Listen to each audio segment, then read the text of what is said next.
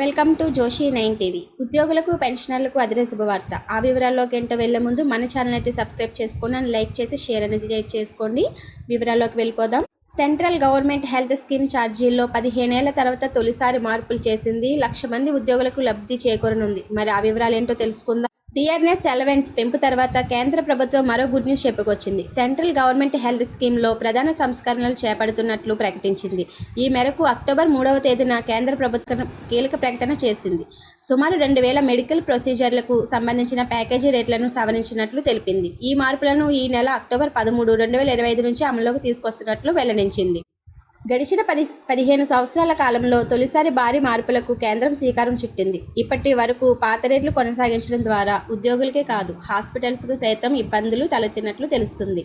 ప్రధానంగా కేంద్ర ప్రభుత్వ ఉద్యోగులు, పెన్షనర్లు చేస్తున్న ఫిర్యాదుల్లో CGHS అనుబంధం హాస్పిటల్స్లో క్యాష్లెస్ ట్రీట్మెంట్ తిరస్కరిస్తున్నవే ఎక్కువగా ఉన్నాయి. చికిత్స కోసం రోగుల నుంచి పెద్ద మొత్తంలో డబ్బులు కట్టించుకున్నట్లు ఫిర్యాదు చేస్తున్నారు. ఆ డబ్బులను రియంబర్స్మెంట్ పొందేందుకు నెలల తరబడి వేచి చూడాల్సి వస్తుందని పేర్కొంటున్నారు. ప్రస్తుతం అమలులో ఉన్న ప్యాకేజీ రేట్లు చాలా తక్కువగా ఉన్నాయని, ప్రస్తుత రేట్లకు సరిపడా లేవని హాస్పిటల్స్ కేంద్ర ప్రభుత్వానికి సూచిస్తున్నాయి.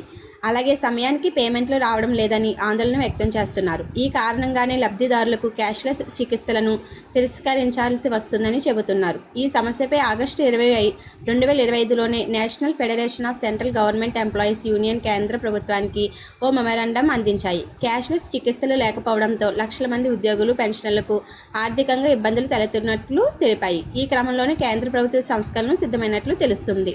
Thank you friends. అండ్ మరిన్ని వీడియోస్ కోసం మన ఛానల్ అయితే సబ్స్క్రైబ్ చేసుకోండి.